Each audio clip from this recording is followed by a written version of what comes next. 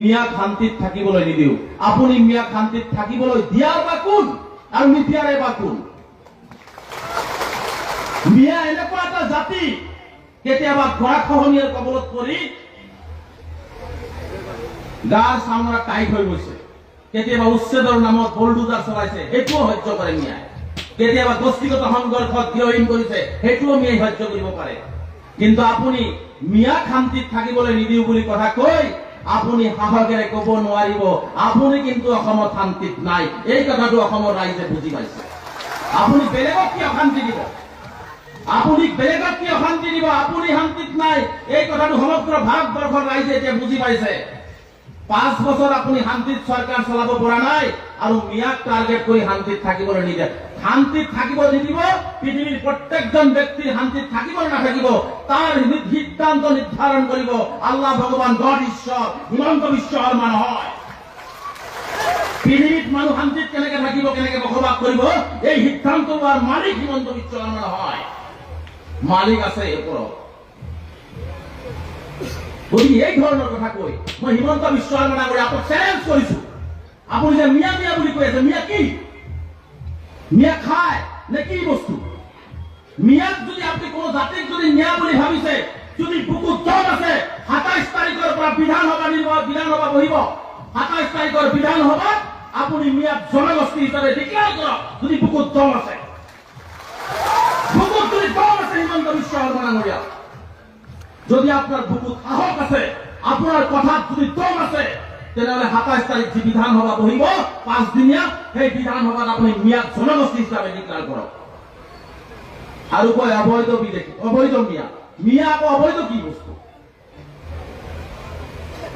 তাৰ মানে মানুহ দেখিলেই, মুছলমান দেখিলেই, দাড়ি টুপি দেখিলেই, লুংগি দেখিলেই তেওঁ মানে সন্দেহজনক ভাবি ভাবে।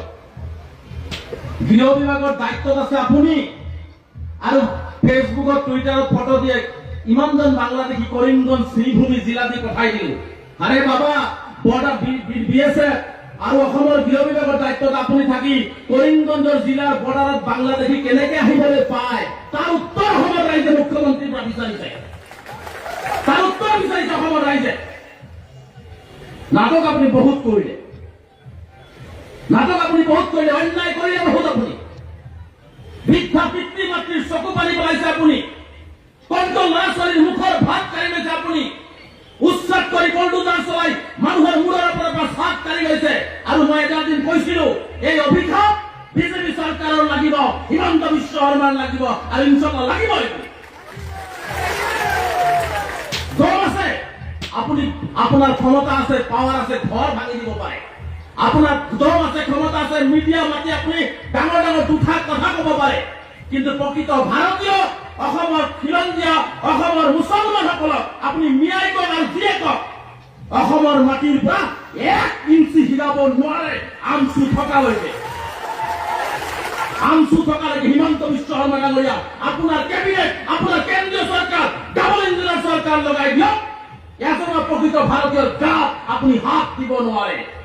হয়তো আপোনাৰ চৰকাৰী মাটিত আছে, ব্ৰহ্মপুত্ৰত গৰাখহনীয়াৰ কবলত পৰি আপোনাৰ ক্ষমতা আছে, ঘৰটো ভাঙি দিব পাৰে, আপোনাৰ পাৱাৰ আছে।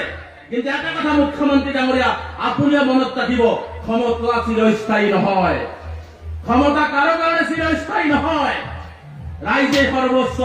এদিনাখন যেদিনা ৰাইজে আপোনাক সেই চকীৰ পৰা নমাই দিব, সেইদিনাখন আপুনি অনুভৱ কৰিব আৰু চকুৰ পানী টুকুৰিব যে আপুনি মানুহৰ লগত অন্যায় কৰিছে, আপুনি জনতাৰ লগত অন্যায় কৰিছে, আপুনি কণ কণ শিশুৰ লগত অন্যায় কৰিছে। গতিকে এই ধৰণৰ অবৈধ উচ্ছেদ বন্ধ হ'ব লাগিব। আৰু যিসকলক উচ্ছেদ কৰা হ'ল সেইসকলক পুনৰ সংস্থাপনৰ ব্যৱস্থা হ'ব লাগিব।